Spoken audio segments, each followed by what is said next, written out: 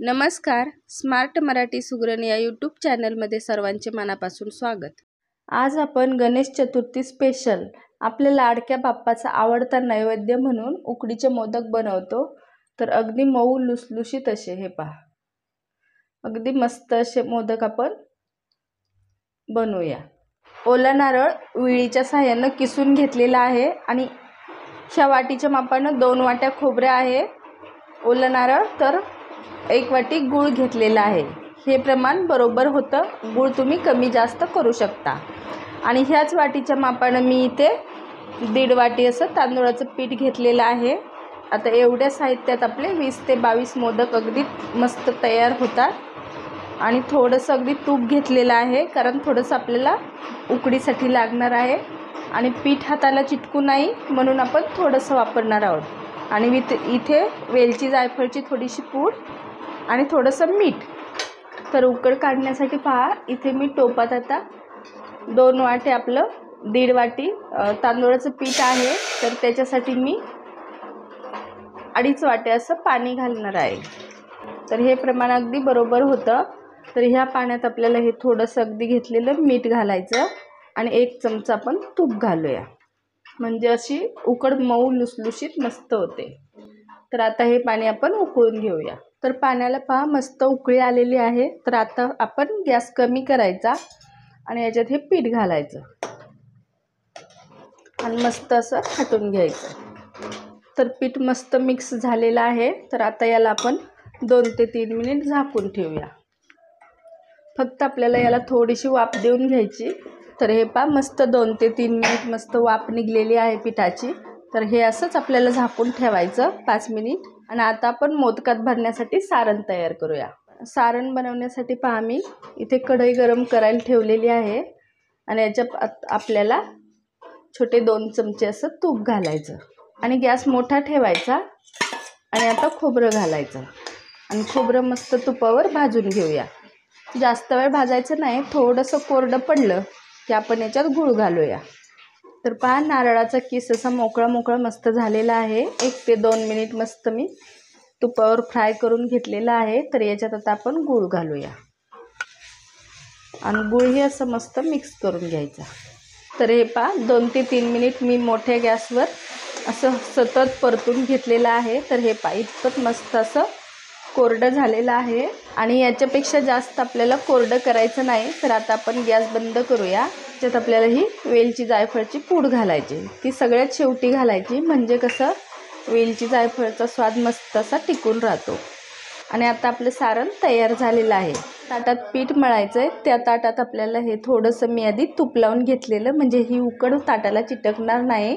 आणि आता ही मी थंड करण्यासाठी ताटात काढून घेतलेली आहे. ही आपल्याला पूर्णतः थंड नाही होऊ द्यायची. थोडी थोडी आपल्याला ज्यावेळेस हातानं असं चुरायला जमल त्यावेळेस मग आपण तिला मऊ करूया. आणि याच्यात जर आपल्याला लागली थोडीशी पाण्याची गरज तर आपण थोडंसं थंड पाणी वापरायचं. पहा उकडही आपली थोडी थंड झालेली आहे. तर याला आता आपण हाताच्या साहाय्यानं असं मळून घेऊया. हाताला आधी तूप लावून घ्यायचं आणि मस्त असं चोळून चोळून मऊ करून घेऊया. तर हे पहा 4 ते 5 मिनिट असा मी रगडून मस्त मऊ असा लोण्यासारखा गोळा तयार केलेला आहे. याला आपल्याला अजिबात पाण्याची बाहेरच्या गरज लागलेली नाही. उकडीच्या पाण्यातच हे पूर्ण मळून झालेलं आहे. तर आता आपण याचे मोदक करूया. तर हे पहा, हे पीठ आता आपण तयार केलेलं या वाडग्यात असं ठेवून देऊया आणि याच्यावर एक आपल्याला कपडा झाकायचा, म्हणजे पीठ सुकू नाही म्हणून. आणि इथे मी थोडंसं 1 चमचा पीठ घेतलेलं आहे तांदूळाचं. हे आपलं मोदक करताना तांदूळाचं पीठ हाताला चिटकू नये म्हणून. आणि याच्या जागी तुम्ही तूपही वापरू शकता. आपलं सारणही आता थंड झालेलं आहे. तर आता पहा, आपण असा छोटे लिंबा एवढा असा गोळा घ्यायचा. पीठ आपलं अजिबात हाताला आता चिटकत नाही. मी असे एकदम छोटे छोटे असे करणार नाही, मध्यम असे मोदक करून घेणार आहे. तर अशी आपली पारी तयार करायची. हे पहा आपली पारी तयार झालेली आहे. मस्त अशा प्रकारे आत थोडीशी जाड राहिली तरी चालते, पण काठाने मात्र साईडने अशी पातळ करायची. आणि हे पहा ह्या बोटानं असं हे करायची, ह्या 2 बोटानं चेपायचे. हे पहा अशा प्रकारे आपण याला कळ्या पाडूया. सगळ्या अशा कळ्या करून घ्यायच्या. आणि आता याच्यात आपण सारण भरूया. सारणही अगदी कमी भरायचं नाही, भरून मस्त असं घ्यायचं. आणि आता हे सगळ्या कळ्या ज्या आहेत त्या अशा हलक्या हाताने अशा जवळ करून घ्यायच्या. हे असं तोंड याचं दाबून घ्यायचं.